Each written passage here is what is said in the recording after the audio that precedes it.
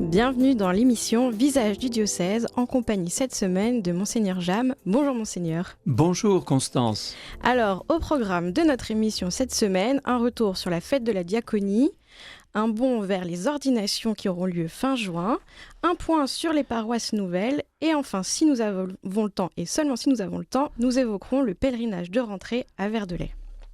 Visage du diocèse, RCF. Samedi 1er juin, 300 personnes se sont retrouvées à Bordeaux pour une première dans l'histoire du diocèse, la fête de la diaconie. Alors nous avons eu l'occasion d'évoquer avec vous, Monseigneur, à plusieurs reprises ce qu'était la diaconie, mais revenons sur ce qui s'est vécu il y a quelques jours. Premièrement, qu'avez-vous pensé de cette journée ? C'est d'abord une première. Donc tout était neuf, tout était nouveau et j'avais hâte de découvrir comment ça allait se vivre et comment les gens allaient répondre à l'invitation que je leur avais adressée.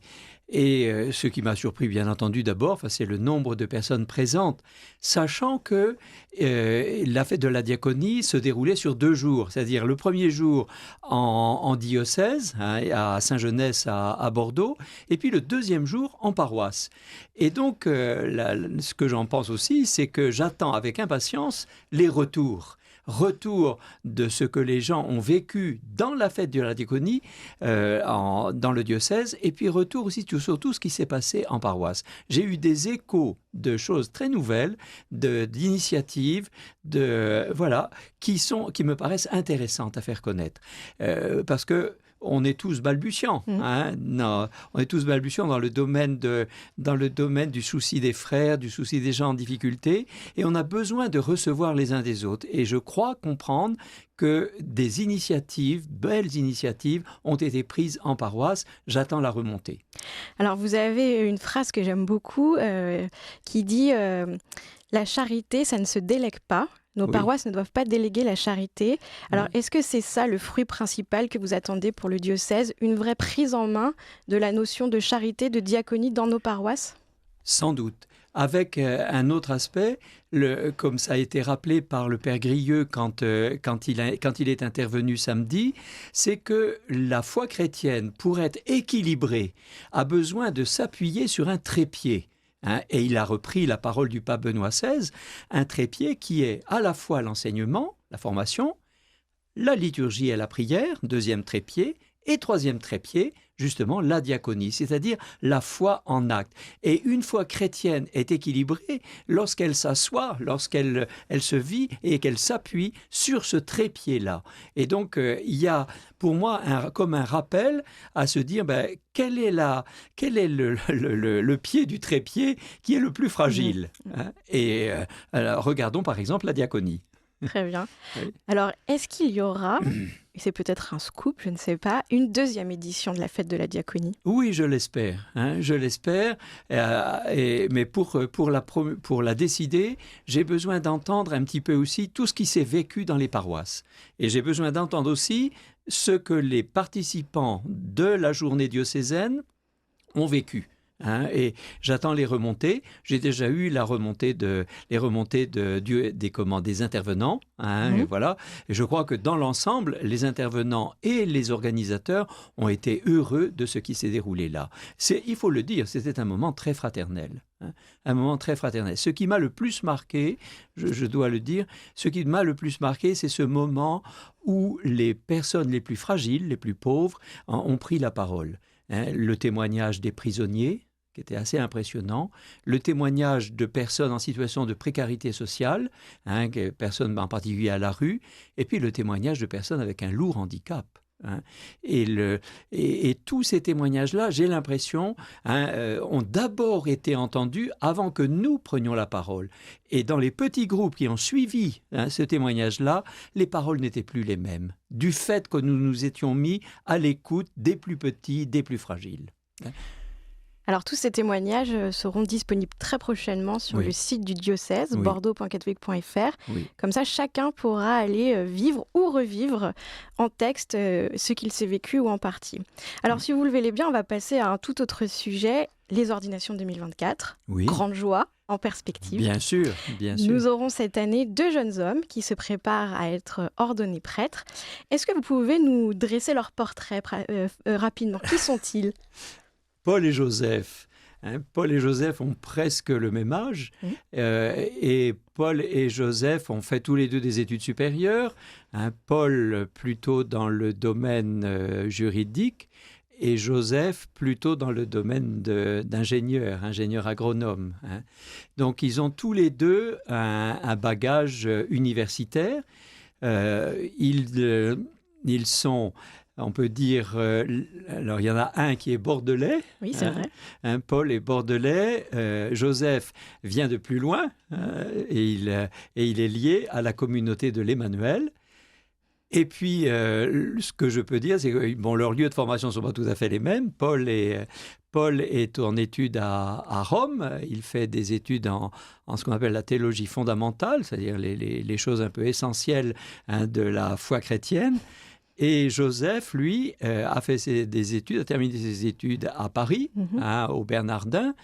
Et il est revenu là pour un stage diaconal, il est diacre maintenant, pour un stage diaconal dans la paroisse de Talence. L'un et l'autre, et chacun à sa manière. Un plus enthousiaste et l'autre peut-être plus réfléchi, encore que les deux sont réfléchis, mais il y a des tempéraments différents, mais l'un et l'autre sont habités par le désir d'annoncer l'Évangile. Enfin, c'est ça que je retiens d'eux. Et ça me réjouit, parce que, pour tout vous dire, la célébration des ordinations est le 23 juin dans l'après-midi, c'est-à-dire le moment de la vigile de la fête de Saint-Jean-Baptiste. Et donc, on va prendre les textes de la fête de Saint-Jean-Baptiste. Et Saint-Jean-Baptiste, ils vont avoir une vie de prêtre là, sous le patronage de Saint-Jean-Baptiste. Saint-Jean-Baptiste, c'est un doigt tendu vers le Christ. Et donc, je souhaite que leur ministère soit un petit peu ça aussi. Alors, on va passer à notre question pratique, qui a lieu maintenant presque à chaque émission. Cette fois-ci, Monseigneur, j'aimerais que vous nous expliquiez quel est le parcours pour devenir prêtre. Il est long.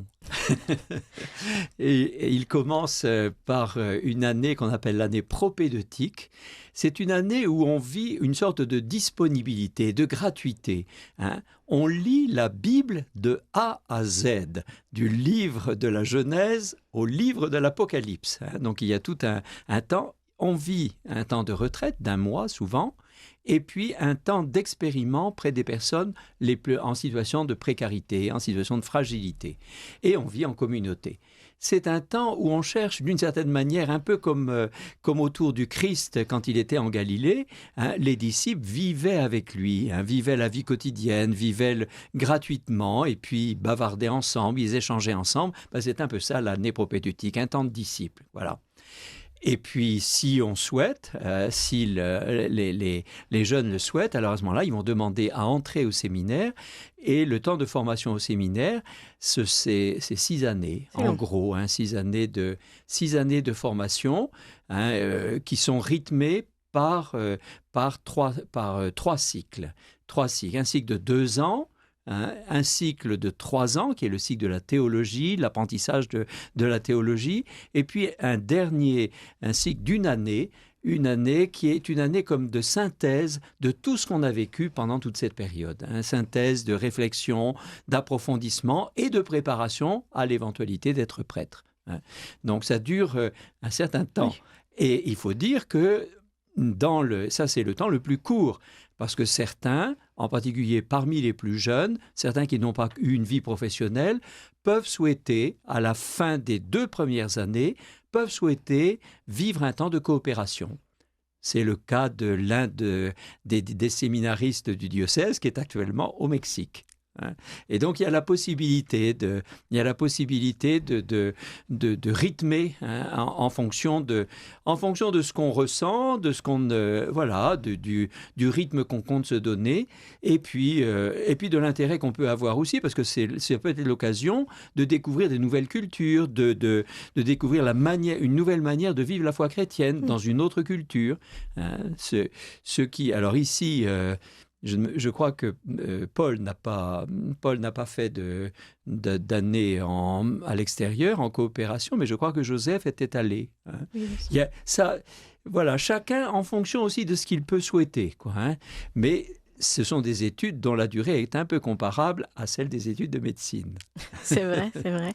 Alors, vous l'avez évoqué, il y a actuellement au moins un autre jeune qui est actuellement en mission à l'étranger.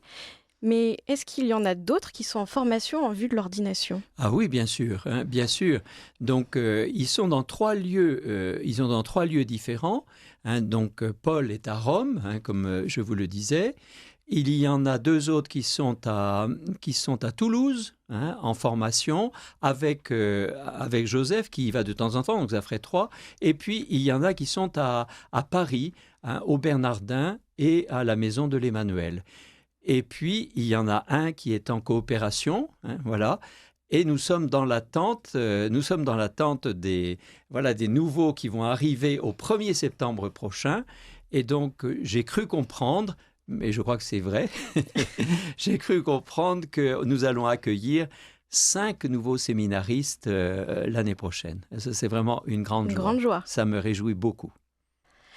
En novembre dernier, le diocèse a connu un changement d'organisation important avec la création de 57 nouvelles paroisses. Alors après quelques mois de mise en route de ce nouveau fonctionnement, faisons un premier bilan. Dans votre lettre pastorale publiée en septembre 2022, qui précédait cette nouvelle organisation, vous avez demandé à chaque paroisse de rédiger un projet pastoral missionnaire. Où en sommes-nous ? Toutes les paroisses ont-elles rendu leur copie ? Hélas, non.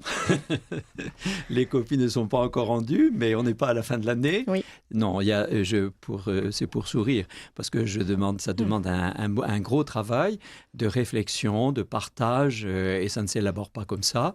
Mais je sais que déjà, plus de la moitié des paroisses ont fini et ont publié leur projet pastoral missionnaire. Plus de la moitié.